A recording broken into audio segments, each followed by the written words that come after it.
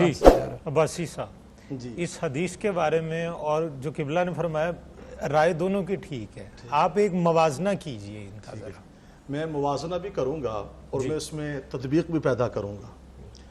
جس طرح مولانا محترم مولانا سجاد قادری صاحب جو ہے پہلے فرما رہے تھے کہ اللہ کے نبی نے بتا دیا، ٹھیک ہے، کون جنت میں جائے گا کون جہنم میں جائے گا، اب پھر انہوں نے پھر جو ہے وہ اس کو اپنے انداز میں بیان کیا۔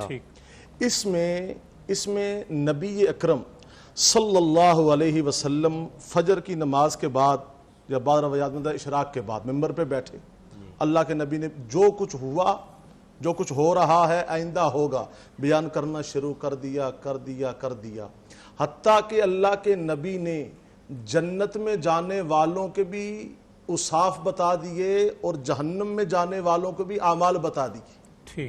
اسی طرح یہ کیا مطلب کہ جو بندے کے اندر یہ صفتیں ہوں گی وہ جنت میں جائے گا، ٹھیک ہے، اور جس بندے کے اندر بری یہ والی صفتیں ہوں گی، ٹھیک ہے جی، وہ کہاں جائے گا؟ وہ جہنم میں جائے گا، ٹھیک ہے۔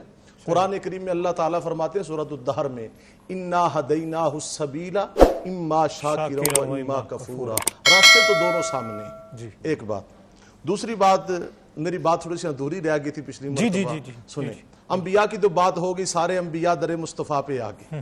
اب اگلا مرحلہ سنیں، اللہ فرمائیں گے آدم کی امت حساب دو، امتی کہیں گے حضرت آدم کی امت میں کہ ہمارے پاس تو حضرت آدم علیہ السلام آئے ہی نہیں تھے۔ اب یہ بڑی پریشان کن صورتحال ہوگی۔ حضرت ابراہیم کی امت میں سے بعض کہیں گے کہ ہمارے پاس ابراہیم جو ہے وہ خلیل اللہ نہیں آئے، ٹھیک ہے، انکاری ہو گئے، انکاری ہو جائیں گے۔ اب کیا ہوگا؟ اب ادھر سے امت محمدیہ کا، یہ حضور کے غلاموں کا اعزاز و مرتبہ ہے، امت محمدیہ کے جلیل القدر لوگ کھڑے ہوں گے، وہ کہیں گے یا اللہ آدم سچ کہہ رہے ہیں، آدم ان کے پاس آئے تھے، یہ لوگ جھوٹ بول رہے ہیں، صحیح، ابراہیم ان کے پاس آئے تھے تیرا پیغام لے کر، نوح علیہ السلام پیغام خداوندی لے کر ان کے پاس آئے تھے، یہ لوگ جھوٹ بول رہے ہیں۔ کھڑے کون ہوں گے؟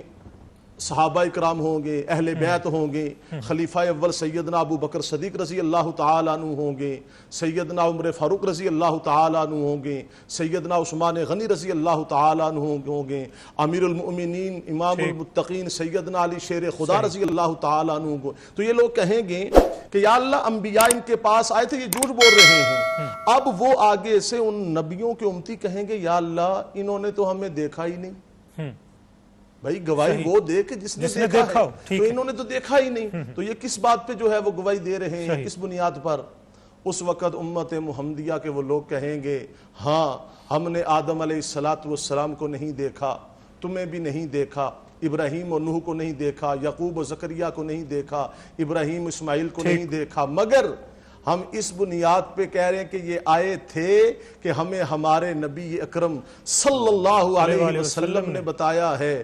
اب اس لیے ہم کہہ رہے ہیں اللہ یہاں گواہی دے گا، ہاں میں اللہ گواہی دیتا ہوں کہ جو میرے محمد نے فرمایا ہے سچ فرمایا ہے۔ بہت خوب، ناظرین گفتگو کا سلسلہ جاری ہے۔